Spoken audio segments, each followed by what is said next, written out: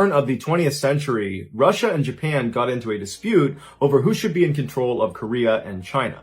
Looking to avoid an armed conflict, the Japanese sent the Russians a deal that came with reasonable concessions on both sides. But the Russians didn't like it, they rejected the deal, and they countered with a pretty unreasonable deal that came with lots of concessions for Japan and not so many for Russia. And so Japan rejected that deal and then promptly launched a devastating surprise attack on the Russian Navy stationed at Fort Arthur in China. This attack would officially start the one-year-long Russo-Japanese War. The Russians knew they would need to send a replacement naval fleet up to Fort Arthur to reclaim it from the Japanese, but unfortunately, the attack at Fort Arthur had totally wiped out all of Russia's best sailors and all their best ships, putting Russia at a major disadvantage to start this war. And so as Russians are wondering what they're going to do next, the Russian Emperor, Tsar Nicholas II, authorizes an unbelievable mission. He orders the Russian Baltic Fleet to set sail from their harbor in northern Europe and sail 18,000 miles around the world to Japan, where they will defeat the Japanese and then reclaim Fort Arthur. The fact that none of the Baltic Fleet ships were designed to sail that far of a distance, or that there were literally 0 refueling points along their massive projected path, was considered largely inconsequential and ignored. What was also considered inconsequential was how absurdly unqualified the Baltic crew was. The sailors were mostly illiterate peasants that did not grow up on the coasts, and so they showed up for military training with no seafaring skills. And then after their military training, they still had no seafaring skills because the Baltic Fleet's harbor was frozen solid almost year-round. But the Tsar believed the man he had put in charge of this crew, Admiral Rojesvenski, would make up for their deficiencies. And this belief was not unwarranted. Admiral Rojesvenski was the best Russian officer that had not been killed in that Japan surprise attack. He had significant combat experience, and he had a wickedly bad temper. He didn't care who you were. If you were doing something he didn't like, he was going to beat the crap out of you. Literally. And when he was told he was going to be in charge of this fairly inexperienced crew, he was certain his rough style would whip these Baltic boys into shape, and they would be very successful. But when he laid eyes on the Baltic Fleet, he realized this was going to be a little bit more challenging than he realized. In addition to being less than satisfied with his fighting crew, he was equally dissatisfied with the 2 senior officers that were assigned to be his direct support. And he immediately gave them nicknames, and he would only refer to them by their nicknames, right to their face. The first one was the manure sack, and the other was a vast empty space. As for the Baltic Fleet's 45 ships, they were terrible. Because this unit never went out on the ocean because their harbor was always frozen, Russia didn't waste their good ships on them. So all they had were really old, obsolete warships and then non-military ships like ferries and yachts that they just slapped random guns onto. They also had ships that the Baltic Fleet crew enthusiastically called futuristic, which were these ships that came out of Russia briefly copying French engineering, which involved these crazy top-heavy ships that sat so low in the water that their lowest rung of weapons, their cannons that poked out the windows at the bottom of the ship, they didn't work because they sat under the water permanently. But regardless of their shortfalls, the Baltic Fleet was what Rojesvenski had been dealt, and so he had to just get them moving if they were going to win the war. And so on October 16th, 1904, Admiral Rojesvenski ordered all of his men to take their positions in all of their ships, and they set sail. And immediately, 30 seconds into their trip, the lead ship ran aground, and another ship lost its anchor, even though it should not have been casting its anchor to begin with. And so while one ship is trying to refloat, and the other is trying to find its anchor in the ocean, a third ship comes along and broadsides a fourth ship. And it does so much damage to this fourth ship, that ship had to go back home. But once they overcame these initial obstacles, the Baltic Fleet, that now numbered 44 ships, made it out of the harbor without any more issues, and then set sail for the narrow waters between Denmark and Sweden. As they drew closer, Manure Sack informed Rojesvenski that there might be an issue, that he had heard rumblings amongst the crew that they believed Japanese torpedo boats were stationed off the coast of Denmark waiting for them to get there. Rojesvenski told Manure Sack that that was impossible, still, the Japanese torpedo boats did not have the capabilities to sail 18,000 miles to Denmark. And even if they did have the ability to do that, they could not have gotten there in such a short period of time. But Manure Sack told Rojesvenski that unfortunately, even though logically that makes sense, this rumor had spread all across the crew. And so Rojesvenski began sending out messages to all the other ships, telling them there are no Japanese torpedo boats waiting for us off the coast of Denmark. Everybody just needs to calm down.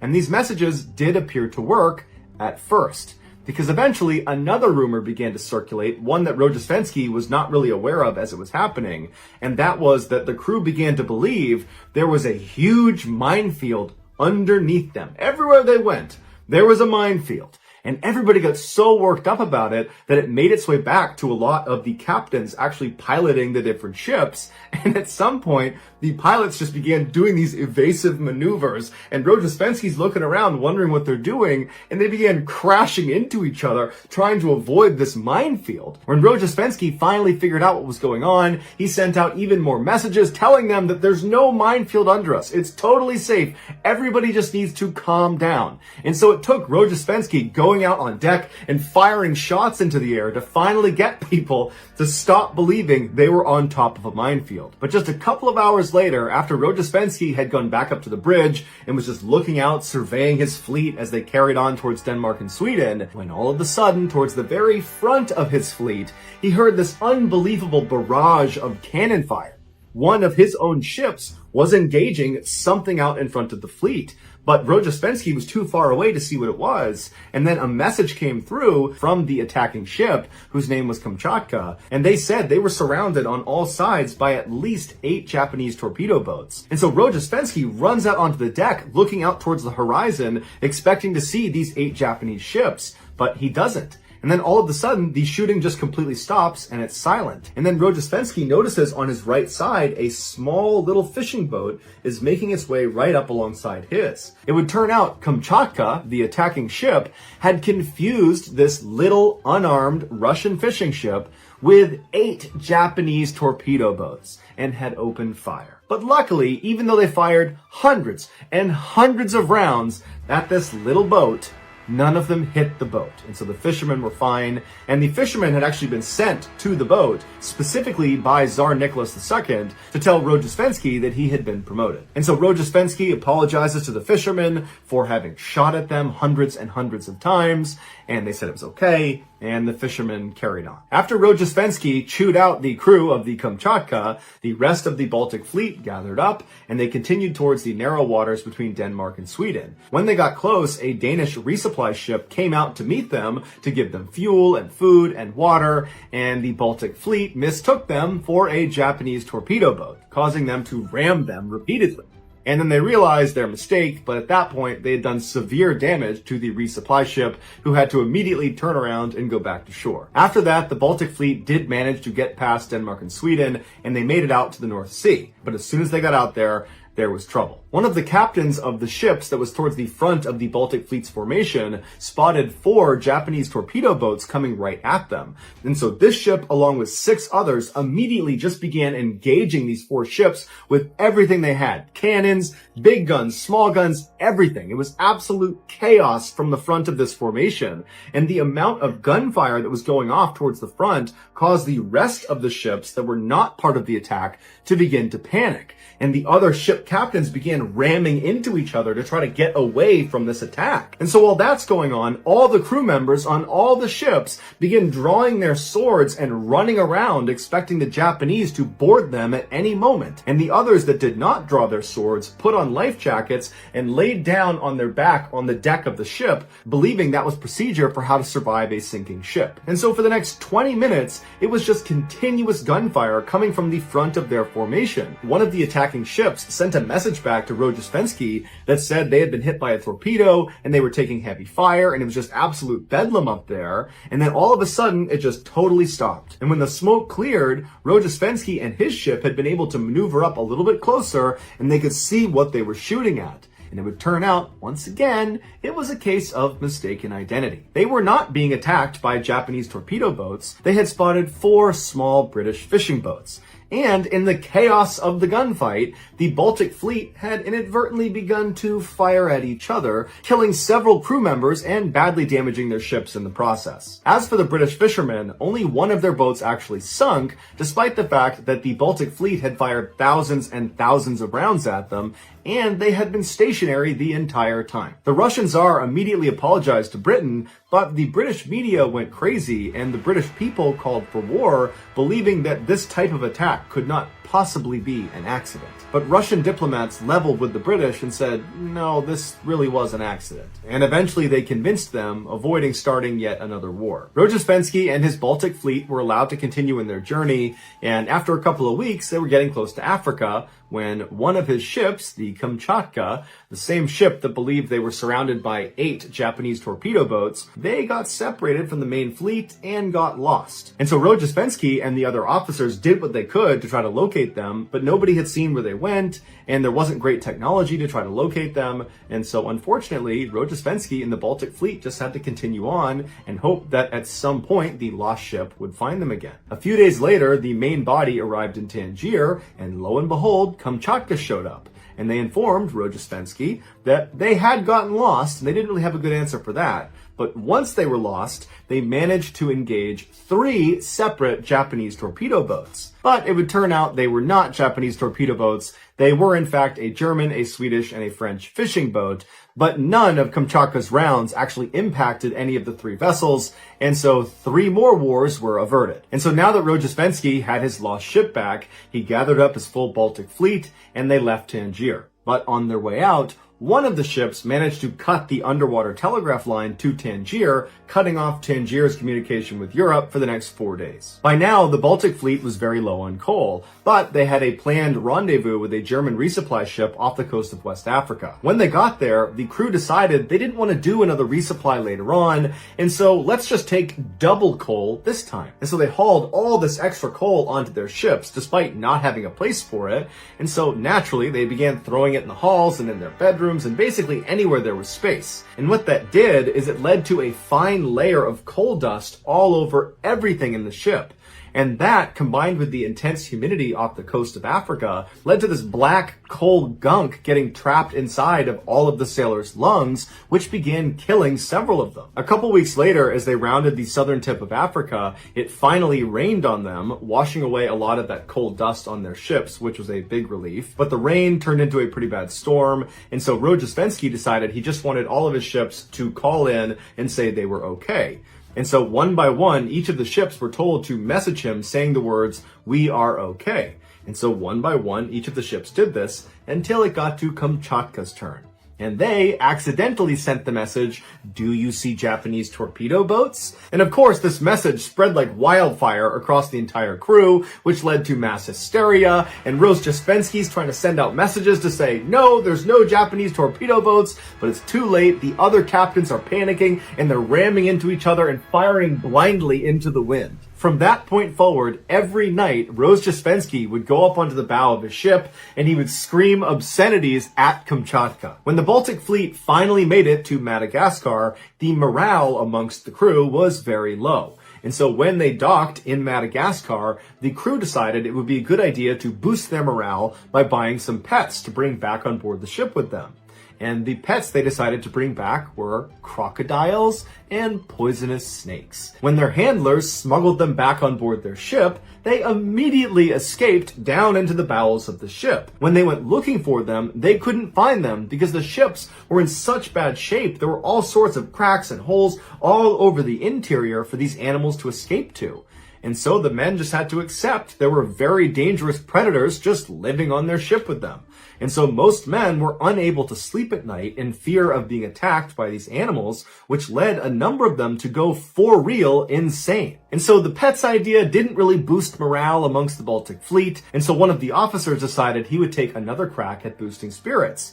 And so he went to a vendor in Madagascar, and he purchased 2,000 of their finest cigarettes to bring back on board. So he brings them back on board, he hands them all out, and everyone's so thankful. But it turns out those cigarettes were laced with enormous amounts of opium, which led to hundreds of the crew members becoming hopelessly addicted to opium. Also in Madagascar, these sailors picked up dozens of diseases that began wiping them out in droves. During one funeral for a crew member, the Kamchatka asked if they could fire a salute with blank rounds. They were given permission, but they accidentally fired live rounds into the ship right next to them. When Rojesvenski and the rest of the Baltic fleet finally left Madagascar, their only refrigerator on board one of their ships broke, which spoiled all of their meat, tons and tons of meat. And so they began throwing it overboard, which attracted hundreds and hundreds of sharks, which circled their ships for the rest of their journey. Rojesvenski desperately wanted to find a way to somehow train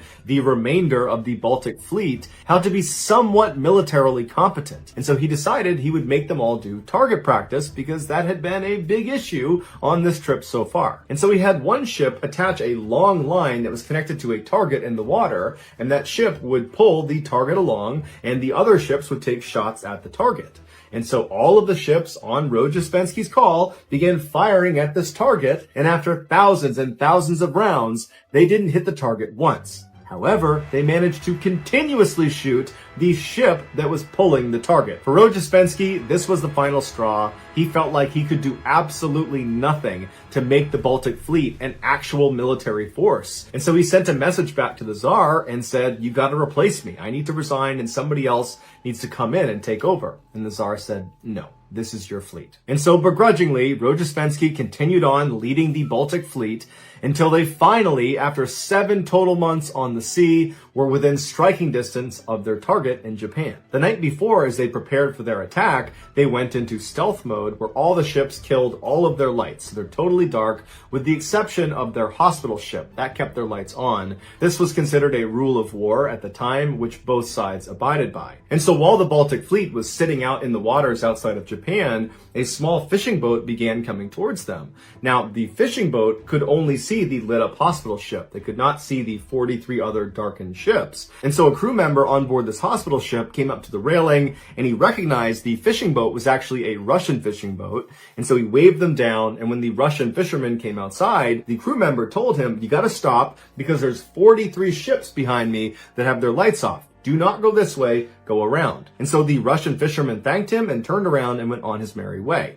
Except that wasn't a Russian fisherman, it was a Japanese sailor on board a Japanese torpedo boat. And now they knew exactly where the Baltic fleet was. And so that night, the Japanese Navy completely surrounded the Baltic fleet, and then the next day at daybreak, they launched their attack. It was called the Battle of Tsushima, and it was obscenely lopsided. The Japanese Navy completely wiped out the Baltic fleet, killing 4,000 of their crew members and capturing 7,300 others, which included Rojesvenski, who had been badly wounded in the battle, but he would survive. In contrast, the Japanese only had 100 casualties. This victory for Japan really marked the end of the war for Russia, and shortly after the Battle of Tsushima, the Russians agreed to surrender. So that's going to do it, guys. If you found the secret in today's episode, let us know in the comments what it is and where you found it, so give us the timestamp, and if you're the first to do that, we will pin you at the top of the comments section. If you enjoyed today's video and you haven't done this already, please beg the like button to let you have their secret chocolate chip cookie recipe.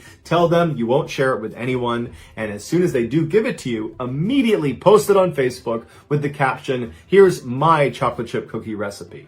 Also, please subscribe to our channel and turn on all notifications so you don't miss any of our weekly 3 or 4 video uploads. If you want to get in touch with me, you can direct message me on Instagram or on Twitter. My username for both platforms is the same. It's JohnBallen416. I also have a ton of content over on TikTok where my username is MrBallen. I also have a second YouTube channel called MrBallen Shorts where I post random short videos as well as lost episodes.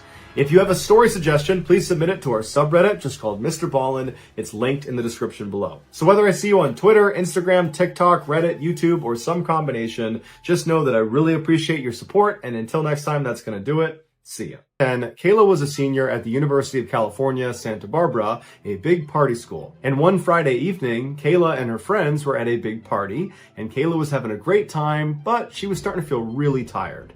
And so she asked her friends if maybe they wanted to leave early, but none of them did. And so Kayla left on her own. Luckily, her house was just down the road, and so she was at her front door in a matter of minutes. That night, her two roommates, who were also college seniors, had decided to stay in and just have a nice night with a couple of friends having some wine. And so when Kayla walked inside, she happened to turn to the right and she looked on the closest wall where there was a sofa, and she saw there was a guy laying there with a blanket up to his chin and his eyes were wide open. She didn't recognize him, but he was staring at her, and she figured, oh, he must be a friend of her roommates. But as she walked across the room, she kind of glanced back at him, and he had pulled the covers down slightly and he had lifted his head up and he was staring at her kind of menacingly. And so Kayla got a really bad vibe from this guy and just kind of hustled into her room, shut the door behind her, and locked it, something she never did. And a few minutes later, she was in her bed and she was passed out. A couple of hours later, she woke up to what sounded like tapping on wood. And so she sat up in her bed and she's kind of looking around. She had a couple drinks the night before and she's half asleep, so she's a bit disoriented. But finally, when she gets her bearings, she realizes this tapping sound is the sound of someone drumming their fingers on the outside of her door. And so she's looking at her door, wondering who would be doing that. And then all of a sudden, the drumming stops and it's replaced by the sound of this person scratching on the outside of the door. And so now Kayla's thinking, okay, is this guy who was out on that couch, is he playing a joke on me? And so she's sitting there wondering if she should just go over there and open the door and tell him to stop. But before she gets out of her bed, the scratching gets louder and louder and louder until it's so loud that it's kind of menacing. And so Kayla decides she's not going to go out there. And so instead, she pulls out her phone and she texts her roommate and says, hey, can you please come out in the living room and take care of your friend who's harassing me? But she doesn't get a response from that roommate, and the scratching is just still loud as ever. And so she texts her other roommate the same message, come out and take care of your buddy here. But again, she doesn't get a response. And now the scratching on the door has stopped and it's been replaced by jiggling of her doorknob. And so now Kayla is just mad because this is obviously a prank and it's a dumb prank. And so she yells out, hey, stop! But it doesn't do anything. And so now Kayla's like, okay, I gotta call my roommates, wake them up, they'll come out and they'll handle it. And so she calls one of her roommates and they do pick up this time. And Kayla angrily tells them, hey, come out into the living room and tell your friend to knock it off. He's totally harassing me. And her roommate was confused. She's trying to make sense of what Kayla's saying. And she says, Kayla, what are you talking about? What friend are you talking about? And Kayla says, the guy sleeping on the couch, the guy in our living room sleeping on the couch. And her roommate said, Kayla, we didn't have anybody over last night. Somebody out there? You need to call the police. Kayla's adrenaline surged, and she very calmly told her roommate, lock your door immediately. And right then she noticed the jiggling of her doorknob and the scratching, and it all stopped. And Kayla's wondering, where did this guy go? And then after a couple of seconds, she heard extremely loud banging coming from across the house where her two roommates shared a room. And it was the sound of this guy trying to smash down their door. And so Kayla's screaming, her roommates are screaming. Kayla manages to dial up 911, and before long there are sirens outside, and Kayla hears the sound of this guy run across the house, and she hears the sliding door open and shut. The police come inside, they search the property, and there's no sign of this guy, and so Kayla and the roommates come outside. They talk to the police, and the police bring them over to their side door, and they show them on the outside there was all sorts of scratch marks all over the doorknob and right around the latch. And they said it looks like he was able to jimmy his way into your house through this door.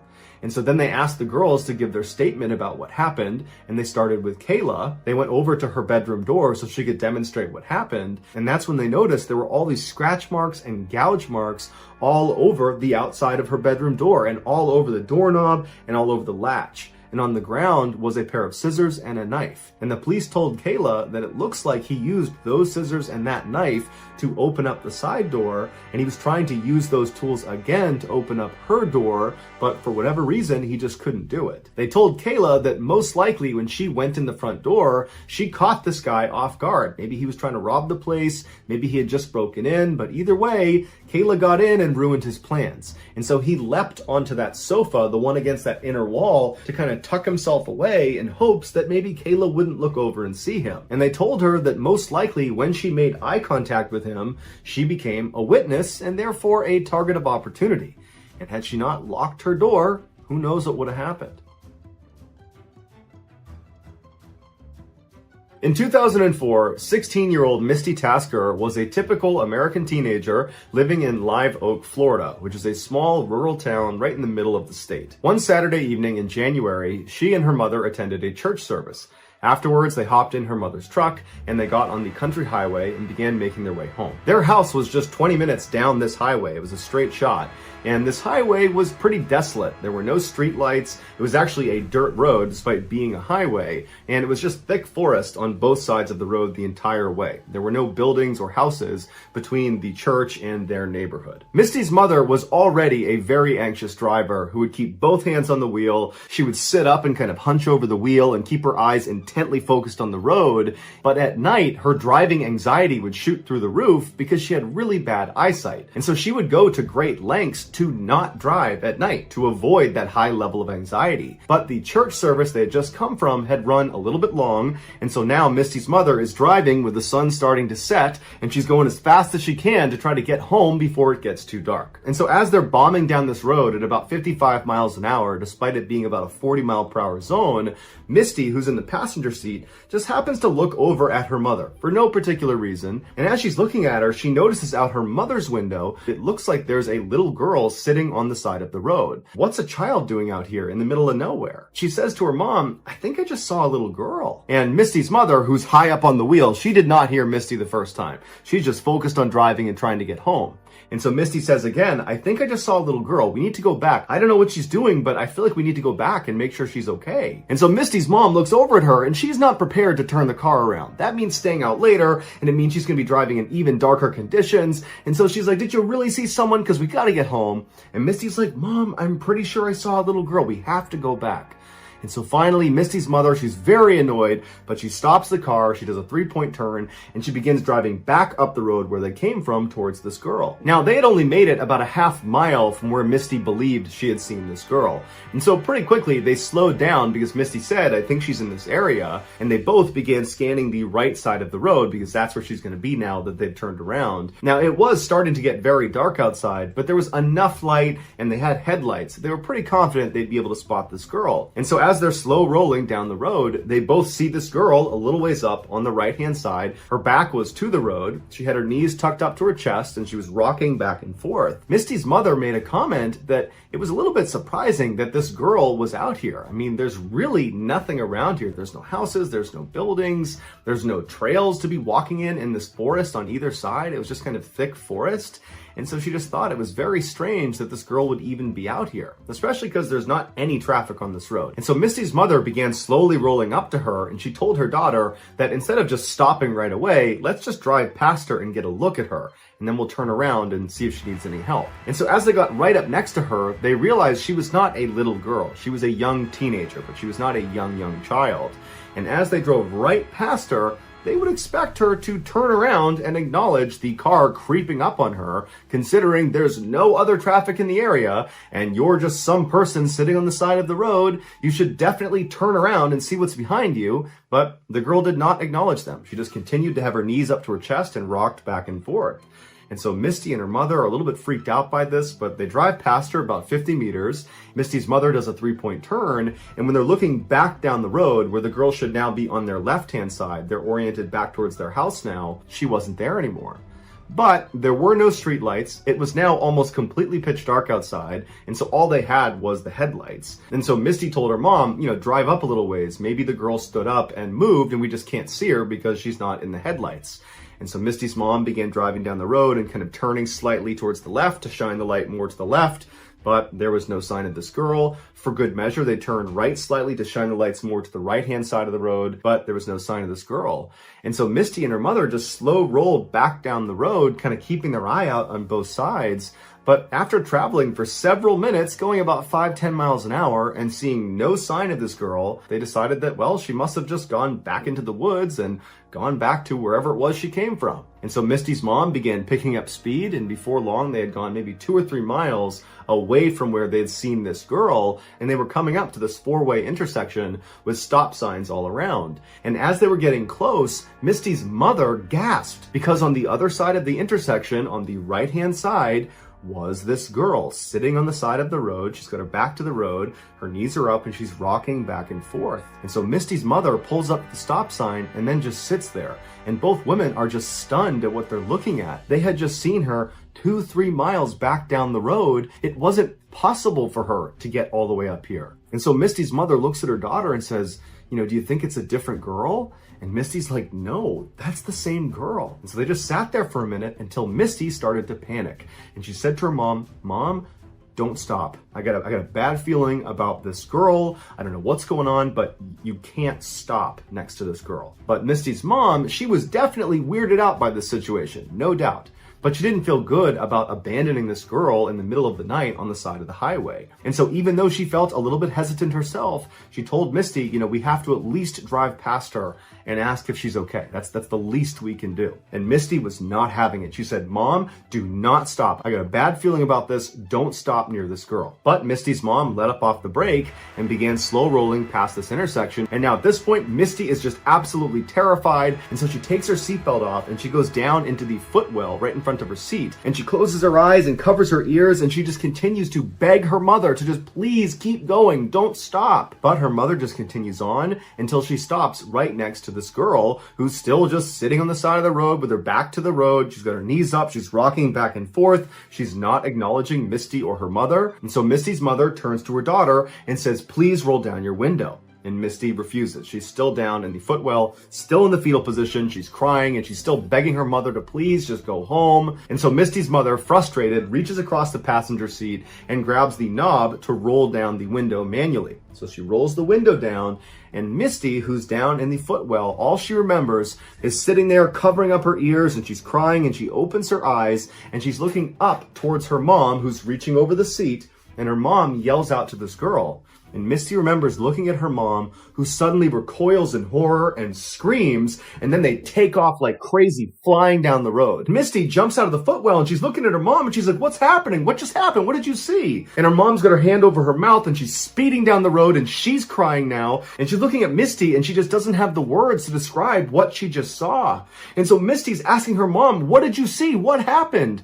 And finally, her mother just said, she didn't have a face. She didn't have a face. It was hollow. There was nothing on her face when she looked at me. And so Misty screams and she's crying and her mom is crying, and they speed home. They're home just a couple of minutes later, and they run inside, practically falling over each other to get in the house. And as soon as they get inside, Misty's mom calls 911, and she didn't even know how to describe what she just saw.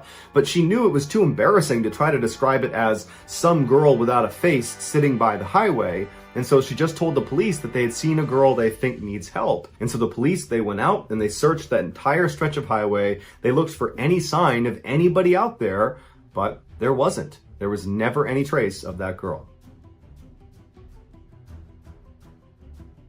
In 2016, a 25-year-old Wall Street banker named Matt was camping near Mount Rainier in Washington state. His job was so hectic that in the rare times he got a chance to, he would disappear into the wilderness for a few days to clear his head. Despite living in one of the biggest cities in the world, Matt was actually a very competent outdoorsman. And so for this trip, he decided he would stay way off any trail, deep in the backcountry in random locations. On the first night, he found a nice clearing in the trees, and so he set up his campsite there. He ate some food over his fire, he pitched his tent, climbed inside, and within a few minutes, he was fast asleep. Several hours later, Matt woke up to some strange sounds coming from outside of his tent.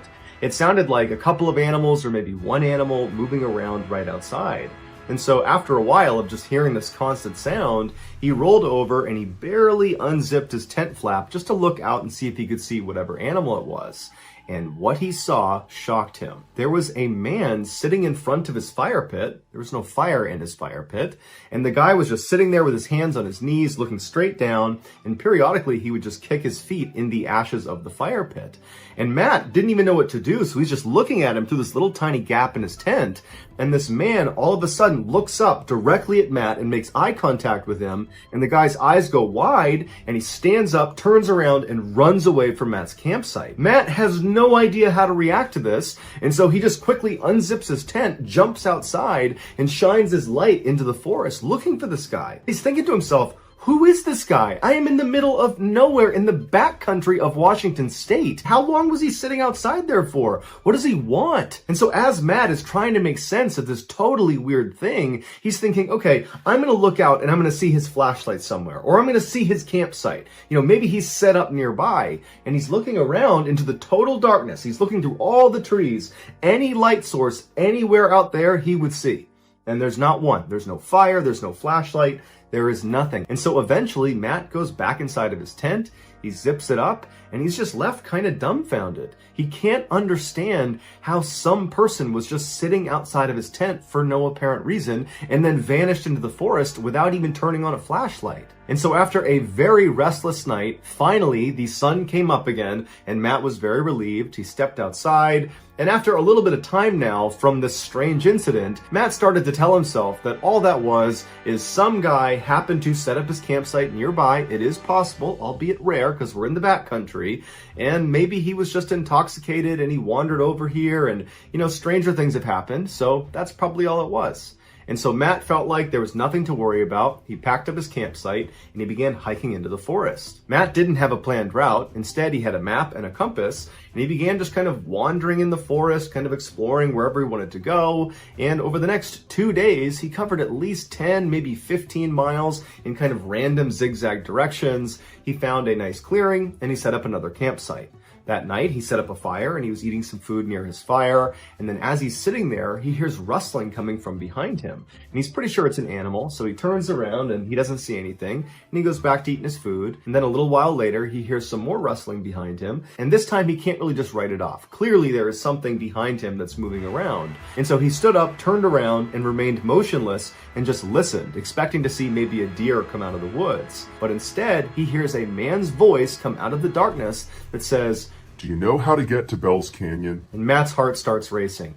He knows that even though he can't see him, it has to be the same guy he saw 2 days ago. Because they are in the middle of nowhere. He hasn't seen any other hikers or campers or anyone. And clearly this guy has the ability to sneak up on him. And so he's thinking, what does this guy want? I just spent the past 2 days hiking in random directions for 15 miles, and he must have followed me. And so Matt, not knowing what else to do, just says, "I don't know where Bell's Canyon is." And then there's silence. And Matt, one part of him is thinking, I hope this guy does not come into the light. I hope he just goes away. The other part of him is thinking, well, maybe this is a different person that is lost and they're looking for this place called Bell's Canyon and they'll come into the light. It'll be a big relief. I'll send them on their merry way and everything will be fine. But as Matt is having this wishful thinking, the voice from the shadows does not come any closer, but instead asks the same question a bit more forcefully this time. "Do you know how to get to Bell's Canyon?" This time Matt did not respond. Now he was scared. This is not some friendly hiker looking for directions. There's something wrong. And so Matt, knowing he's all alone out here, he knew he had to do something to try to take control of this situation.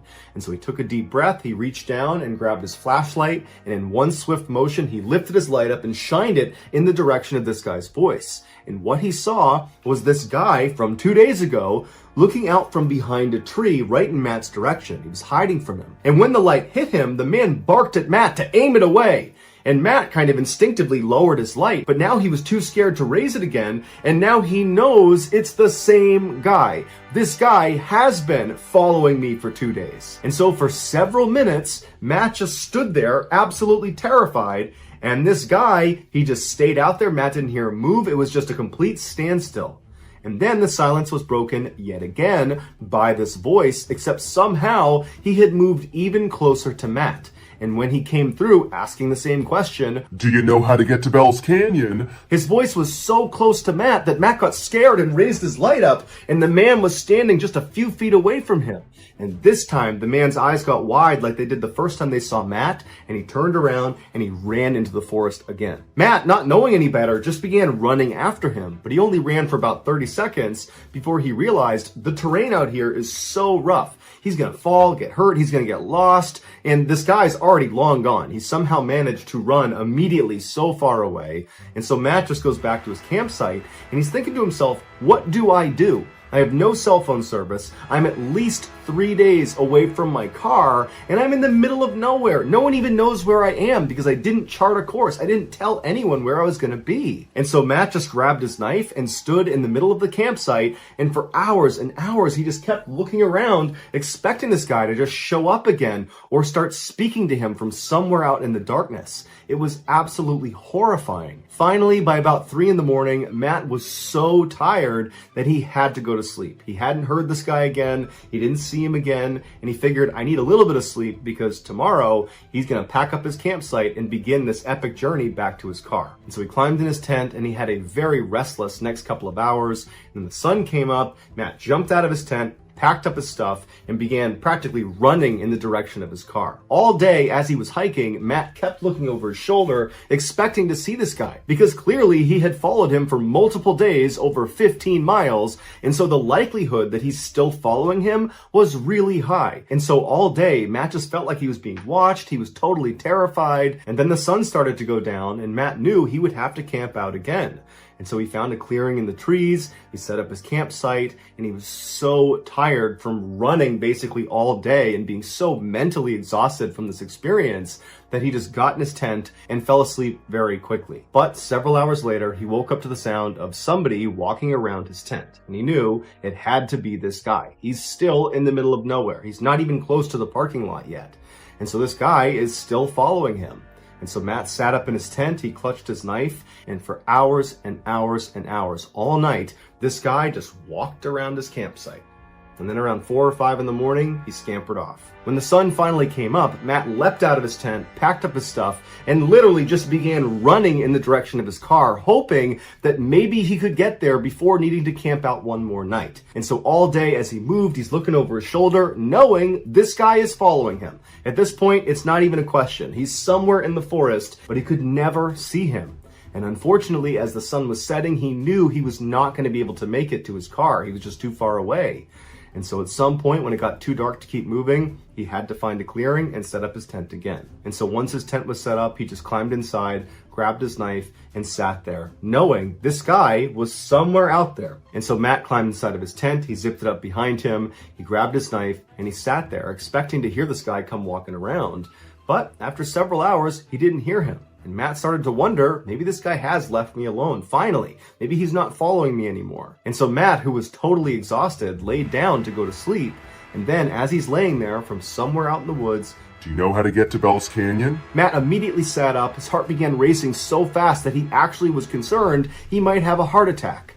And he didn't know what to do, he didn't know what to say, so he just sat there holding his knife. And then this guy began running past his campsite, making animal sounds, and he would stop periodically and moan and grunt, and he'd kick up leaves, and then he'd run past his campsite again, over and over and over again, until the sun finally came up and this guy scampered off back into the woods. Matt didn't waste any time. He leapt out of his tent, packed his stuff up, and ran all the way back to his car. When he finally got inside of his car, shut the door, and locked it, he cried tears of joy. He was so unbelievably relieved. And he peeled out of the parking lot. He got to a nearby hotel. He finally got cell phone reception, and he considered calling the police about this guy, but he thought, what am I going to tell them? He didn't commit a crime. He was just terrifying. And so he decided not to call the police. He finally flew back to New York, and he just had to accept that there was some strange guy out in the wilderness of Washington state who was able to hunt him over 3 days and 30 miles in rugged terrain without the use of a flashlight, without any gear, and all he ever said to Matt was, Do you know how to get to Bell's Canyon? So that's going to do it, guys. If you found the secret in today's episode, let us know in the comments what it is and where you found it, so give us the timestamp, and if you're the first to do that, we will pin you at the top of the comments section.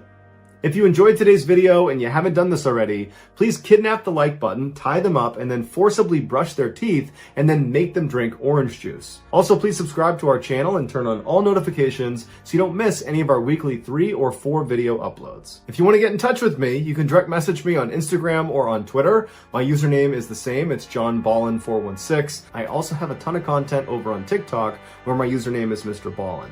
I also have a second YouTube channel called MrBallen Shorts, where I post random short videos and lost episodes. If you have a story suggestion, please submit it to our subreddit just called MrBallen. It's linked in the description below. So whether I see you on Twitter, Instagram, TikTok, Reddit, YouTube, or some combination, just know that I really appreciate your support, and until next time, that's going to do it. See ya.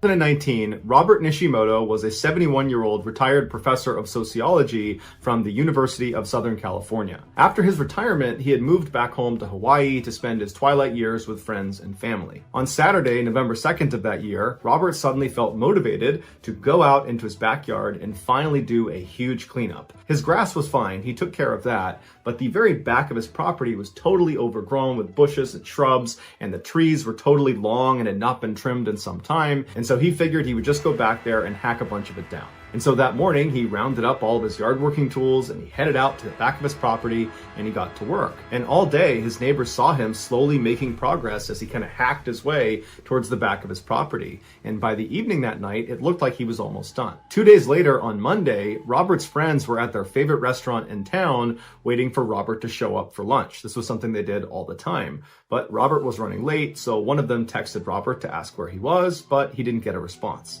After waiting for almost an hour and a half, his friends grew concerned because Robert was not the type of guy to just blow off a lunch meeting and not tell anyone where he was.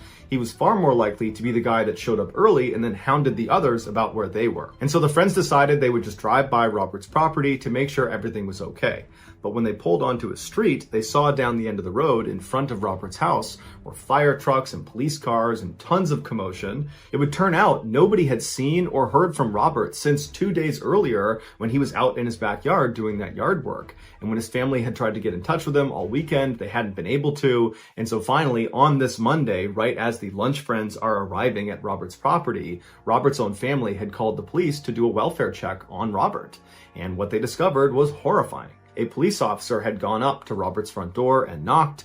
There was no answer. The door was locked. So the officer went around to the back of the house and knocked on the back door. Again, there was no answer, but the back door was open. And so the officer opened it up. He yelled for Robert. There was no answer. The officer stepped inside to just have a look around to make sure Robert was okay. And he went room by room and there was nothing in there. He's yelling out for Robert. There's no sign of him. There's no sign of a commotion or anything. And so he turns around and goes back out the back door into the yard and he looks towards the back of the property and he sees there's some yard working tools that are just laying on the ground, and next to it looks like there's some sort of divot in the ground. And so it intrigued the officer, so he began walking across the yard towards these yard working tools and this divot. And as he got closer and closer to this divot, he saw there was a small hole in the center of this divot in the ground. And so the officer made it right up to the edge of this strange indentation on the ground, and he looked into this little hole, and then all of a sudden the ground kind of collapsed into itself, revealing a 2-foot wide hole where the small hole had been. The officer jumped back to keep from falling in, and after a few moments, he stood back up and he walked very cautiously to the edge of this hole, and he tried to shine his light down into it. But he couldn't see the bottom. It was obviously a very deep hole. And so he carefully moved forward, testing every step to ensure the ground was not going to erode underneath his foot. And then finally, he got right to the edge where he could shine his light all the way down to the bottom, 22 feet below. And there on the bottom was Robert's body. In cities, people are afraid of falling into manholes.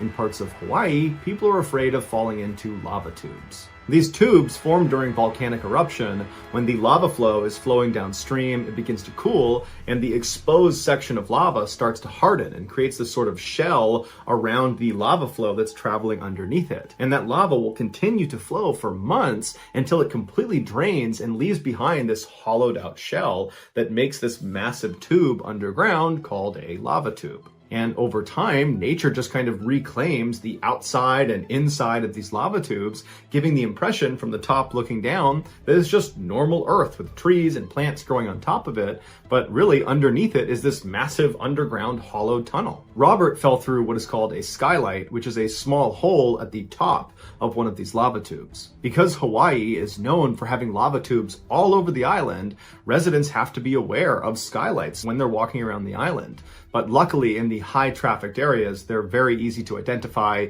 and nobody's scared about falling into them. But if you go off the beaten path on the island to areas that are not particularly well trafficked, like Robert's super overgrown back part of his property, you could run into an undiscovered skylight. And experts say those skylights are difficult to identify because a lot of times in these areas that are totally overgrown and off the beaten path, the grass and the brush have kind of grown over the hole, and so you wouldn't necessarily see it. It would look like solid ground when in reality it was a death trap. Freediving is one of the most dangerous sports in the world, even though technically pretty much anybody who's ever swam before has then also freedived, because all freediving is diving underwater without the use of a breathing apparatus like a scuba tank. But when people talk about freediving, they're not talking about the kids down at the local swim club.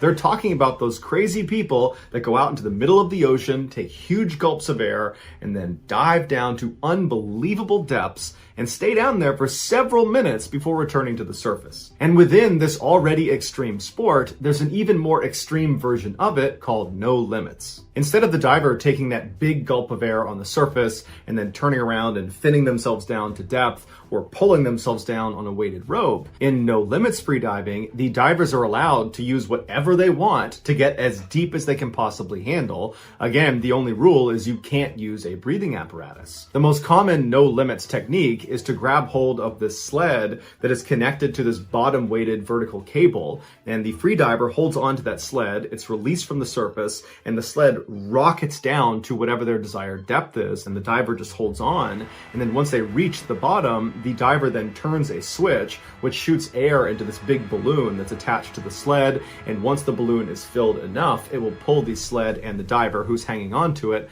back up the cable, back up to the surface. Normally, a no limits freedive using this technique takes approximately 3 minutes start to finish. The reason no limits is considered a more extreme version of freediving is because it allows the divers to go to these extraordinary depths that they physically are not capable of getting to on their own. We're talking about over 100 meters below the surface. There's just no way a person can just kick themselves down there. You would need the sled. And then conversely, you would not be able to swim 100 meters back up to the surface before you drown. You would have to use that balloon. And so in no limits freediving, when you go down to these crazy depths, if your equipment fails, it's usually fatal. On October 12, 2002, 28-year-old Audrey Mestre was sitting on a floating platform off the coast of the Dominican Republic. The French native no limits diver was mentally preparing herself for what she was about to do. Audrey was one of the best freedivers in the world, and this day she was trying to become the best freediver in the world by breaking the world record for the deepest depth achieved by a no limits freediver, which was 170 meters. And that record was actually held by her husband, Pippin Ferreras. But as she sat on that platform, doubt must have crept into her mind, because storm clouds began to roll in, and in the world of no limits freediving, where so many things can go wrong, there's no reason to add in another risk factor like bad weather. It could affect the people on the surface that are trying to support you. It could affect the line that you're using to bring you down to depth. It's just an unnecessary risk. Also, Audrey was using a new piece of equipment. She had a slightly thinner cable that was going to bring her down to the bottom that her sled was attached to, but she didn't know if it would work for this deep of a dive. And her husband, who was in charge of safety for this dive, had been criticized in the diving community for rushing this record attempt, that he hadn't done enough preparations. There weren't enough medical staff. There wasn't enough standby divers that were going to be on site or on shore at the time of this dive. And Audrey was aware of these criticisms because her husband was regularly criticized in the no limits freediving world, because 6 years earlier, he had had 2 separate people on staff die during different diving accidents, and people accused Pippin of being very reckless. But despite all of these red flags and reasons not to do this dive on this day, Audrey was really confident and wanted to do this, and so she signaled to her team that she was ready to start. She zipped up her yellow wetsuit and then checked her sensors and video cameras she'd be using for the dive, and then she put on her fins. Meanwhile, her husband checked the balloon that was there to inflate and bring her back up to the surface. And because this piece of equipment was so crucial, Pippin insisted he was the only one that could touch it, even though normal procedure was that at least 2 other people would inspect the balloon before the no limits dive. But regardless, after Pippin inspected the balloon bag and determined it was good to go, he signaled to Audrey to tell her it was time to start. She slipped off the platform and waded her way over to the 200-pound sled that was going to take her the equivalent of 2 football fields below the surface. Just before Audrey gave the final go-ahead to actually release the sled and begin this dive, she did a procedure known as packing, where freedivers basically take a full breath of air in and then gulp down additional bits of oxygen to pack their lungs lungs full. And then when Audrey was done with this process and was ready to go, she did give that final signal. They released the sled and she began rocketing down towards the bottom of the ocean. If all went to plan, she would be back on the surface in 3 minutes. Audrey's descent was going perfectly until she hit the 164-meter mark. Now, because of the bad weather on the surface and all the rough water, that new lightweight cable she had, it was too light. And so the waves caused it to sway. And down at 164 meters, that swaying caused kinks in the line itself. And so as the sled was coming down, it caught one of those kinks and stopped at the 164-meter mark. And so Audrey just had to sit there for 30 seconds until finally that kink straightened out and she was able to continue down past the record-setting mark of 170 meters. Now, that 30-second delay might not have mattered if everything else in the dive went perfectly, but unfortunately, it did not. Once Audrey had set the record by hitting 171 meters, her sled came to a stop. And now it was time for her to go back up to the surface. On the video, you can see Audrey begins following procedure, same as always. She reaches over and turns the valve that's supposed to inflate the balloon that's going to bring her back to the surface. But after she turns the switch, nothing happens. The balloon does not inflate. For a second, you can see a hint of panic in her body language as she's almost out of breath. She's already had that 30-second delay at the beginning, and she's pressing up against that 3-minute mark, and she needs to get to the surface right now. But she stays calm, she reaches over, and she turns the switch again to see if maybe she hadn't turned it all the way the first time. But again, nothing happens. At this point, a standby diver noticed the sled was not moving up when it should have been, and so he rushed over and jammed one of his extra hoses with extra air up into the balloon and tried to inflate it himself. But there wasn't enough air coming out of this tank for it to fully inflate, and so the sled began to move painfully slowly up in the water column. Now you would think this standby diver, who did have all sorts of extra air, would just give the mouthpiece to Audrey to let her breathe on that. Forget the world record attempt, let's just save her life. But unfortunately, Audrey and the standby diver knew that because she was so deep, the pressure was so immense on her lungs that it actually constricted her lungs to the size of oranges, that if she took even a tiny gulp of air at depth, that air would expand so dramatically on the way up, it would kill her. And so all Audrey could do was cling onto the sled and very slowly ascend and try to hold her breath as long as she could, but she knew at some point she was going to drown. And the video shows her absolutely stoic, just riding that sled, knowing that that's about to happen. On the surface, when the 3-minute mark came and went and Audrey did not surface, her husband immediately threw on scuba gear and leapt in to try to save her. And by the time he got down to her and brought her out of the water, she had been underwater without air for 8 minutes and 40 seconds. When she was put on the boat, she had a pulse, but there wasn't a doctor on standby to treat her right away, and Pippin had kept her underwater for a couple additional minutes, trying to resuscitate her underwater. Audrey was ultimately rushed to a hospital, where she was later pronounced dead. The cause of death was drowning. Some believe Pippin, her husband, had intentionally sabotaged her dive in order to kill her, but the official investigation determined her death was accidental.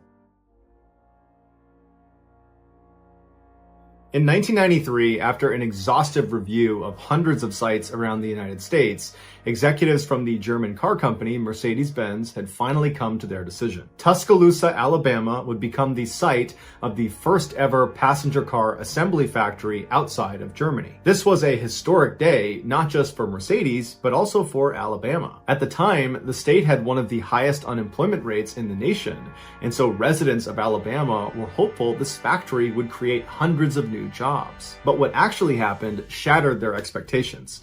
Immediately following this announcement by Mercedes that they were going to set up shop in Tuscaloosa, 3 other major automotive giants, Toyota, Honda, and Hyundai, all announced that they too would be setting up shop in Alabama. And so these 4 major factories all came with jobs of their own, and each of these factories attracted dozens of other smaller factories that supplied the parts to put together these cars. And so all these smaller factories came with additional jobs. And so this one decision by Mercedes didn't just create hundreds of new jobs in Alabama.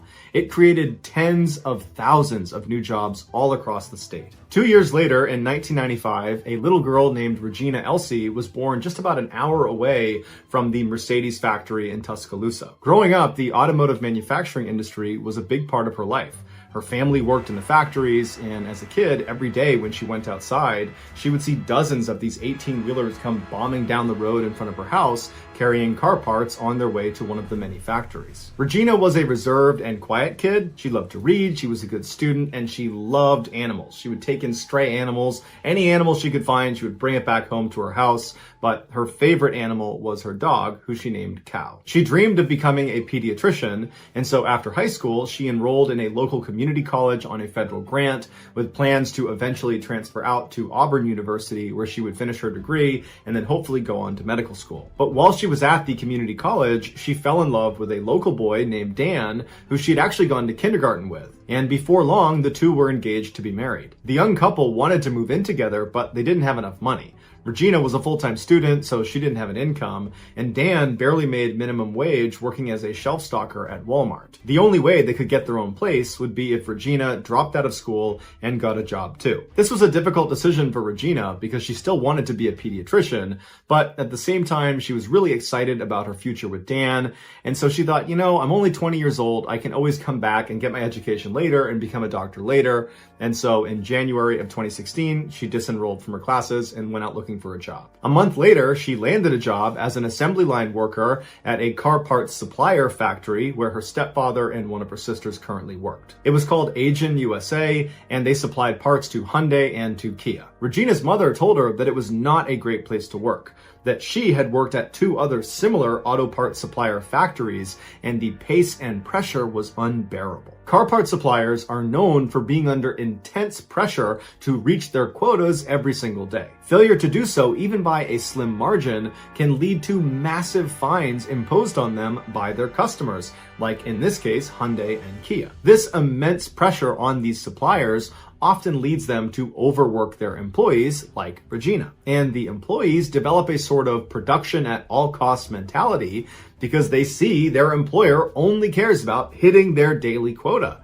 And so employees will cut corners and skirt safety regulations to ensure they stay on their quota. But after Regina's mother approached her and told her about all these horrible things about the auto parts supplier factories, Regina said, "I got bills to pay." She'd already moved into a house in southeastern Alabama near the Asian factory. She was living there with her fiance Dan and her beloved dog Cow. She had bought herself a brand new car, which she was very proud of, and she had found herself the perfect wedding dress that fit her just right, but it cost $4,000.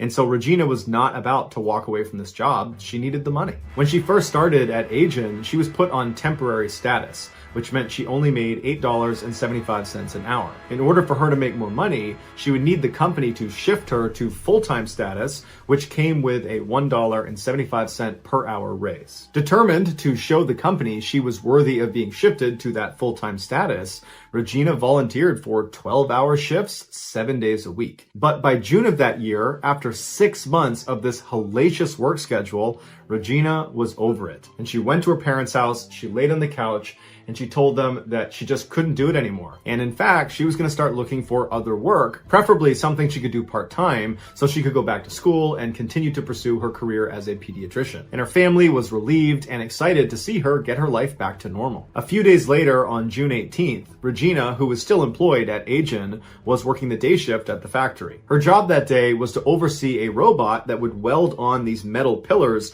onto the front right and the front left of the car, where the side view mirrors would attach to. This robot looked like a giant arm protruding from the ground, where at the end of the arm, where the hand would be, were 2 welding tips that stuck out about 4 inches each. The robot was surrounded by this huge chain link fence that was there specifically to keep the employees from getting too close to it while it was in operation. Regina would oversee this robot via a computer screen outside of that cage. At some point in the afternoon, as Regina is monitoring her computer, it comes across the screen that there is a stud fault on robot 23. Now, her robot was not Robot 23. It was the robot adjacent to her station. But the person in charge of overlooking Robot 23 was a part of her team, and her team had a daily quota to hit. And so having Robot 23 down directly impacted Regina. And so Gina stepped away from her computer. She walked over to the outside of Robot 23. She spoke to the team member, and they decided it was best to just call maintenance and have them come by and try to clear the fault. A security camera inside of the factory was aimed down at Regina and her coworkers as they stood outside of the metal cage around Robot 23 waiting for maintenance. But after quite a while, maintenance still hadn't shown up, and it was obvious the team was getting very anxious. They know every second that robot was not operational, they were hurting their chances of reaching their quota, which the company would be very upset about because they'd be hit with a big fine. And so at some point, Regina just kind of says, screw it, I'm gonna fix the fault myself. And so she picks up a small tool that looks like a screwdriver, she opens up the cage to Robot 23, and she steps inside and walks right for the stem of the robot. When she gets over to it, she has her back to the robot's arm that's behind her, and she begins doing something with her tool to the stem of the robot. And whatever she does, it works because the robotic arm behind her springs into life and immediately goes back into the action it had been trying to perform before it failed. And that action involved swinging back in Regina's direction. And when it did, those two 4-inch welding tips at the end of the robotic arm were driven directly into Regina's back, impaling her. Her coworkers saw it happen and hit the emergency shutoff switch, but it didn't power down the robot until after it had thrust Regina across the cage and pinned her up against the wall. And so with this robot now powered down, the welding tips were now run all the way through her upper back and pressed up against the wall. She was literally pinned to the wall like tacking up a piece of paper with 2 tacks in a corkboard. She slouched over, but her eyes were wide open. She was conscious, but she didn't make a sound. Nobody knew how to release Regina from the robot's grasp. And so the team leader hopped on a forklift and sped across the factory floor towards the break room. He ran inside, he found a maintenance worker, and he dragged him out. They got on the forklift. The maintenance worker had to sit on the team leader's lap, and they sped back across the factory towards the Robot 23 cage. When they got there, they took this maintenance guy and basically thrust him into the cage and told him to get Regina out. But the maintenance worker didn't speak any English. He was terrified at what he was seeing Regina the way she was. He didn't really know how to fix the situation. Tempers were flaring, and before long, the maintenance worker just got overwhelmed and ran away. When emergency crews finally arrived several minutes later, Regina was still pinned by this robot. She was conscious, her eyes were wide open, and she was still totally silent. And they were able to get her off. They sent her to a hospital, and then she was transported to a trauma center, but it was too late. The damage that had been done to her by getting impaled by this robot was just too extensive, and she died at the hospital. It would turn out Regina's company, Agent, had not properly trained her or any of her coworkers. Agent's policy was to hire people and as fast as possible, get them on the floor, helping them reach their quota. And so as a result, Regina and her team members had no idea about a so-called lockout procedure, where if you're going to go inside one of these robots' cages, you need to make sure the power switch has been locked out, meaning it will not turn back on if you fix the fault that has caused your robot to stop. All Regina and her coworkers knew is that the most important thing is hitting your quota at the end of the day. And so that was the reason Regina went inside of the cage, and that was the reason Regina was killed. Agent ultimately pleaded guilty to not having properly trained Regina, leading to her death, and they paid the family $1.5 million. So that's going to do it, guys. If you found the secret in today's episode, let us know in the comments what it is and where you found it. So give us the timestamp. And if you're the first to do that, we will pin you at the top of the comments section. If you enjoyed today's video and you haven't done this already, please offer to get the like button a nice glass of sweet tea, but instead get them a glass of regular iced tea. Also, please subscribe to our channel and turn on all notifications so you don't miss any of our weekly 3 or 4 video uploads. If you want to get in touch with me, you can direct message me on Instagram or on Twitter. My username for both platforms is the same. It's JohnBallen416. I also have a ton of content over on TikTok where my username is MrBallen. I also have a second YouTube channel called MrBallen Shorts where I post random short videos. If you have a story suggestion, please submit it to our subreddit just called MrBallen. It's linked in the description below. So whether I see you on Instagram, Twitter, TikTok, Reddit, YouTube, or some combination, just know that I really appreciate your support. And until next time, that's going to do it. See ya.